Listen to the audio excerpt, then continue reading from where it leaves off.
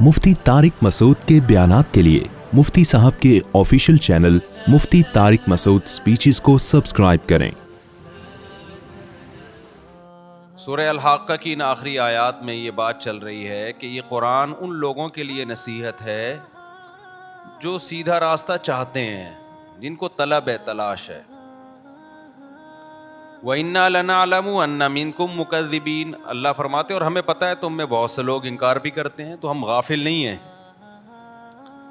लेकिन आगे अल्लाह ने एक धमकी दे दी, व इन्नहु लहसरतुन अलल काफिरीन।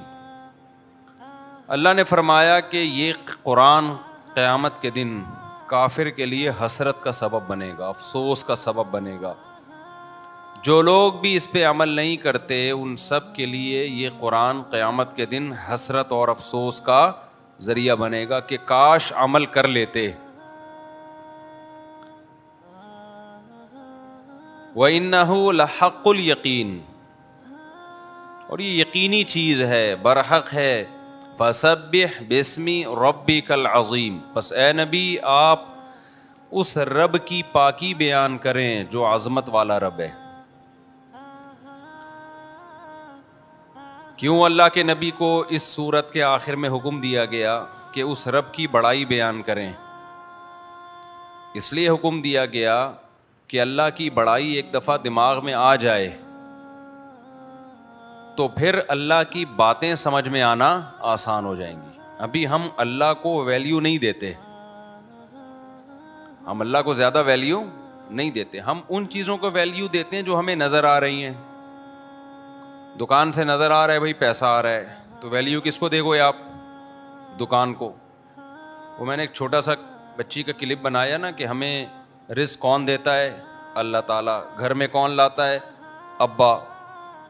पकाता कौन है? जी अम्मा। खाता कौन है? उस बच्ची ने कहा मैं खाती हूँ। तो बच्चों को ये तो, बच्चा सबसे ज़्यादा मानूस किससे होता है? माँ से। वो ये समझता है कि मेरे लिए रिस्क देने वाला कौन है? मेरी माँ है।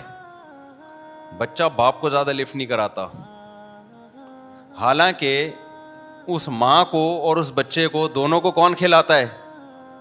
बाप खिलाता है। लेकिन बाप और माँ में जब टकराव होगा तो बच्चा किसकी तरफ लपकेगा? माँ की तरफ। हालांकि उसको ये पता नहीं है कि भाई अगर अब्बा ने छोड़ दिया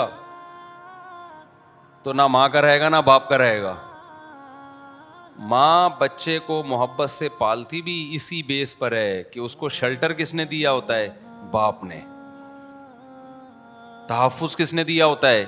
बाप ने। एक थोड़ी सी नामुनासिब मिसाल है लेकिन समझाने के लिए, हम जानवर पालते हैं, मुर्गियाँ चूज़ों को संभाल के रखती है ना बड़ी मोहब्बत से, दाएं बाएं। मैंने भी पाली हुई हैं, बड़े इंजॉय कर रही हैं ना अपने चूज़ों के साथ, घूम रही हैं। चूज़े भी समझते हैं कि ये मुर्गी ने हमें तहफ़्फ़ुज़ दिया है। असल तहफ़्फ़ुज़ तो हमने दिया है भाई। ऊपर हमने जालियां लगाई हुई हैं ताकि चील कौवे हमला ना करें, और रोज़ाना इनको 3 टाइम इन मुर्गियों को खाना मिलता है। अगर ये हम इनके लिए ये चीज़ें बंदोबस्त ना करें तो मुर्गी का बाप भी नहीं पाल सकता। मुर्गी का, बोलो, बाप भी नहीं पाल सकता इन चूज़ों को। 2 दिन नहीं पाल सकती, कहाँ से लाएगी इतना दाना बच्चों के लिए भी अपने लिए भी। और चीलें आपने देखा है कितनी घूम रही हैं?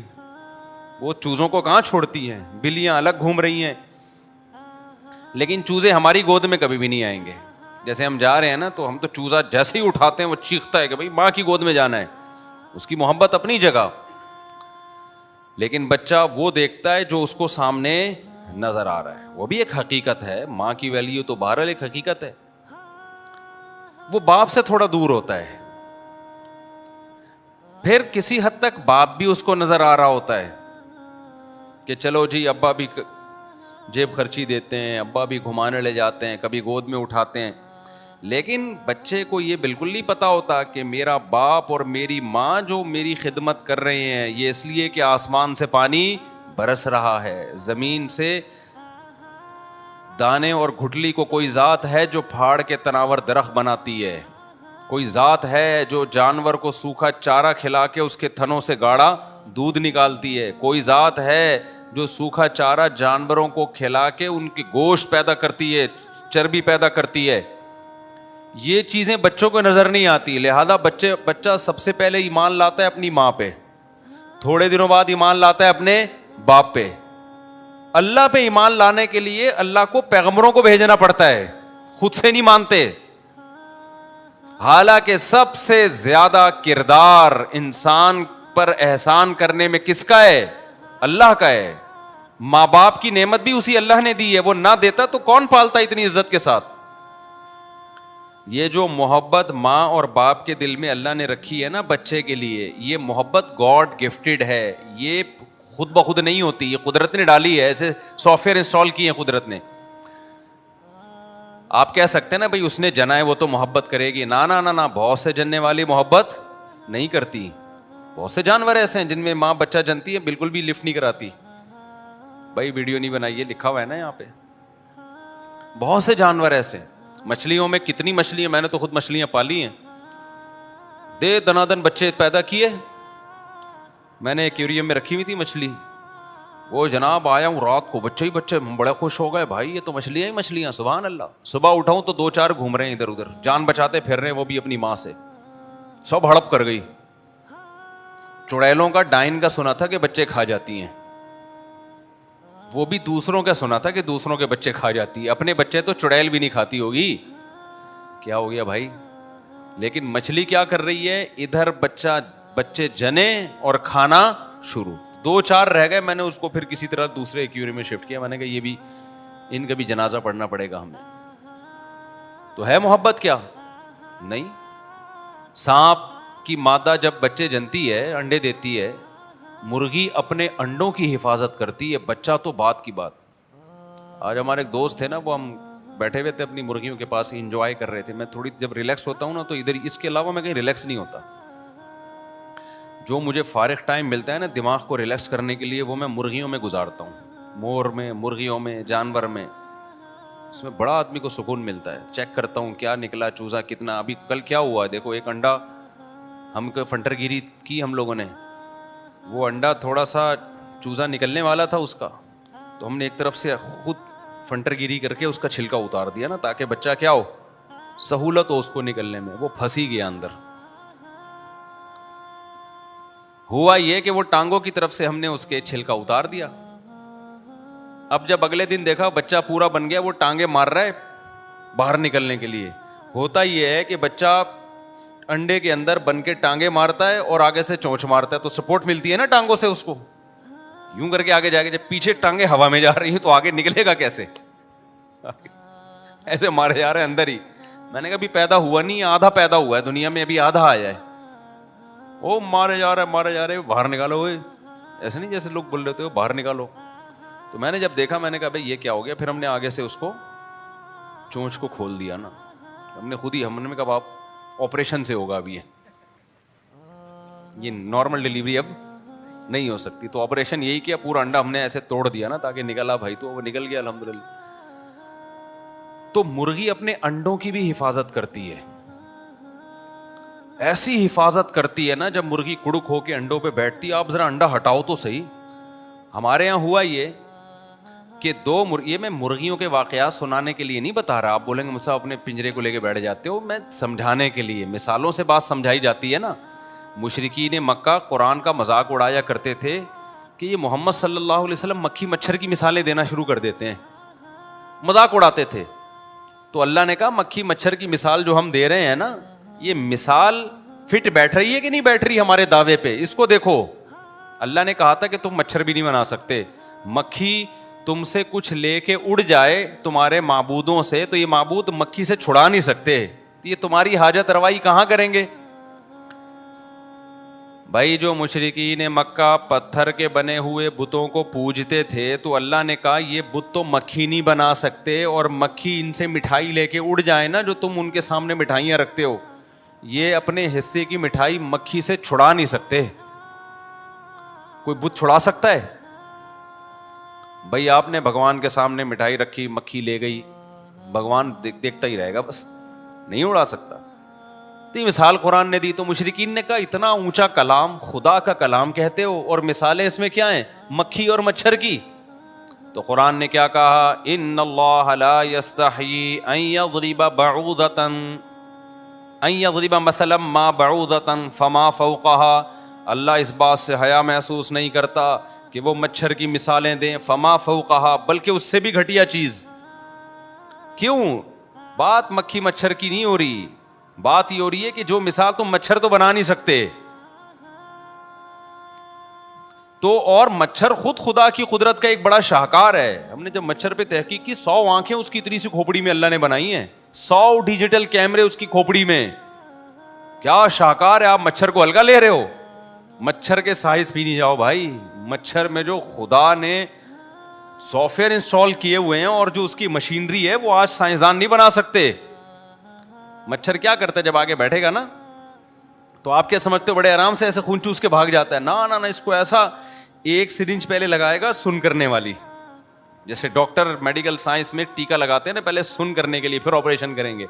پہلے سن کرتا ہے وہ اس جگہ کو تاکہ ہمیں پتہ نہ چلے, ورنہ ہم تو مچھر کو بیٹھنے ہی نہ دینا. آ کے جیسے ہی خون چوسنے کے لیے سرنج ہماری باڈی میں داخل کرے گا, ہم رکھ کے چماٹ لگائیں گے اس کے. کوئی اپنا خون پینے دیتا ہے کسی کو؟ انسان پینے دے گا خون؟ صرف بیگم ہے جو خون پینے کی جس کو اجازت ہے, باقی کون خون پی سکتا ہے بھائی. تو وہ مچھر کیا کرتا ہے, بیٹھ کے پہلے سوئی داخل کرتا ہے. اس میں اتنی تکلیف انسان کو ہوتی ہے, ہونی چاہیے کہ رکھ کے چماٹ لگائے. بھائی تو کون ہوتا ہے آنے والا؟ لیکن قدرت نے مچھر کو بھی زندگی دینی ہے, تو اللہ نے اس کو کیا انتظام کیا؟ اس کو یہ عقل دی ہے بھائی, پہلے کیمیکل ڈالنا ہے جس سے وہ جگہ سن ہو جائے تاکہ اس کو سوئی کا پتہ نہ چلے. وہ پہلے کیمیکل چھوڑتا ہے, اس کو پتہ نہیں کون سا کیمیکل ہے اس کے پاس, وہ سوئی داخل, اس کو عقل ہے. یہ کہاں سے اتنی سی کھوپڑی میں اس کی عقل آ گئی؟ 2 تاریں تو ہوتی ہیں اس کی کھوپڑی میں, اور کیا ہوتا ہے؟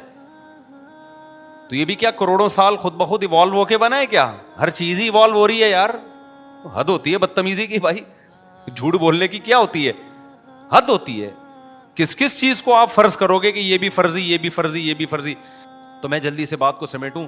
وہ میں انڈوں کی مثال دے رہا تھا نا, تو یہ جو اللہ نے ماں کی ممتا لوگوں کے دلوں میں رکھی, یہ اللہ نے رکھی ہے. اللہ نہ رکھتا تو نیچر میں اتنی عقل نہیں ہے کہ وہ خود سے محبتیں دلوں میں ڈال دے, ورنہ. تو میں مثال دے رہا تھا مرغی کی. اب مرغیاں کیا کرتی ہیں؟ اپنے انڈوں کی حفاظت کرتی ہیں, حالانکہ بھی اس سے چوزا نکلا نہیں ہے. یہ کس نے سکھا دیا بھائی؟ اب ہمارے یہاں کیا ہوا, جو میں مثال واقعہ سنا رہا تھا, 2 مرغیوں نے ایک جگہ انڈے دینا شروع کر دیے. اب جب وہ کڑک ہوتی ہے نا انڈوں پہ چوزے نکالنے کے لیے, دونوں ایک ہی جگہ جا کے بیٹھ گئیں.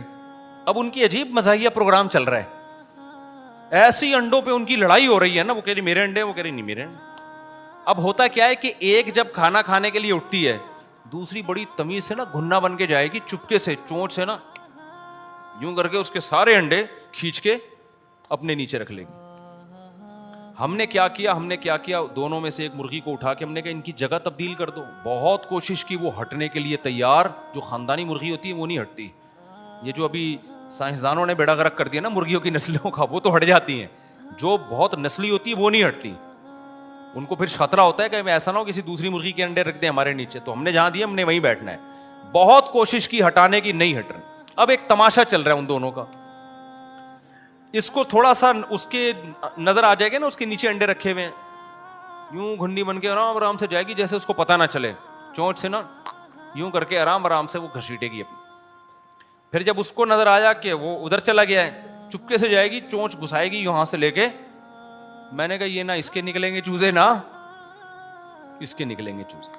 ان کے یہی پھڈا, اور ہم پوری کوشش کر لی ان کا جھگڑا ختم ہو, بغیر ختم ہونے کا نام. اب کوئی ماہر مرغیات, کوئی بڑا سائنسدان ہوگا, اس سے ہم پوچھیں گے یار ان کا کوئی مسئلہ حل کرو, ورنہ یہ جب بچے پیدا ہوں گے تو پھر تو اور تنازع شروع ہو جائے گا.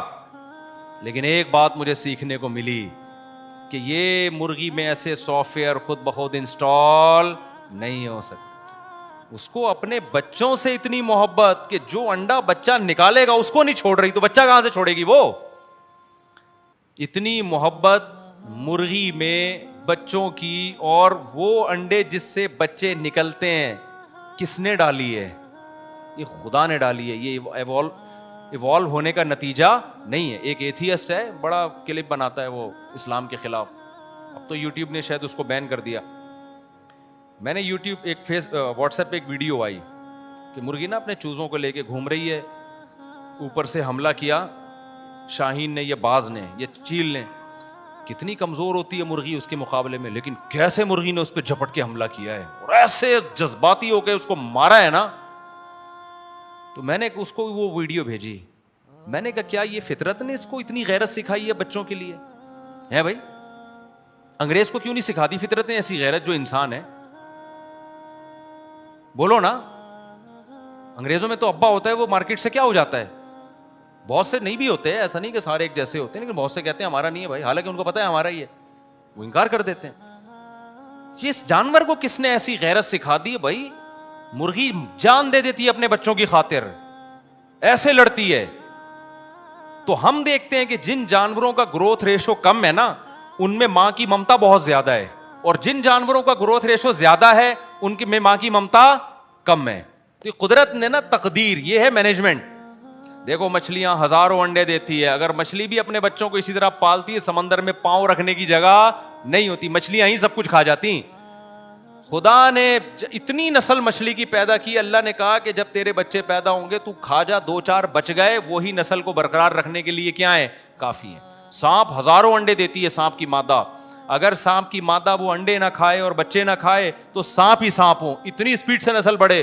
قدرت نے کیا کر لیا, ان کے دماغ سے ماں کی ممتا کا عنصر نکال لیا, کہ قدرت جتنا سانپ پیدا کرنا چاہتی ہے نا اللہ تعالیٰ, وہ اس سے بھی پیدا ہو جاتے ہیں. وہ ایک آدھ بچ کے نکل گیا بس وہ کافی ہے, وہ پھر جانوروں سے بچتا بچاتا وہ چند ایک ہی نکلتے ہیں, اس سے ان کی جو نسل ہے اس میں جو گروتھ ریشو ہے وہ اعتدال میں رہتا ہے.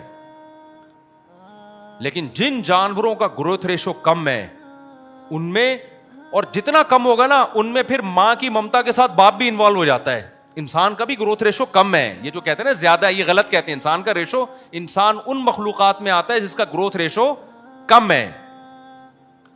تو اس لیے اللہ نے انسان میں بھی کیا رکھی ہے, ماں کی بے تحاشا محبت, باپ کی بھی محبت ڈال دی اللہ نے. کیونکہ یہ جو ہم کہتے ہیں نا 8-10 بچے زیادہ, یہ فیملی پلاننگ والوں نے دماغ خراب کیا ہے, ورنہ اصل میں یہ زیادہ قدرت کی نظر میں زیادہ نہیں ہے. اگر زیادہ ہوتے نا تو اللہ باپ اور ماں میں اتنی محبت نہ رکھتا, کیونکہ وہ محبت بچے کی زندگی کے لیے کیا ہے, ضروری ہے.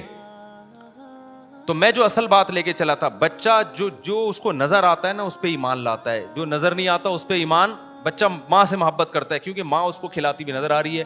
ابا کی تو تنخواہ ہے وہ اکاؤنٹ میں ڈال دیتے ہیں, بیگم کو پیسے دے دیے, تو ابا سے بچہ بعد میں مانوس, تھوڑے دنوں بعد پتہ چلتا ہے اچھا ایکچولی یہ ابا ہیں, ابا بھی کبھی کوئی کردار ہے, ٹھیک ہے نا, دیر سے.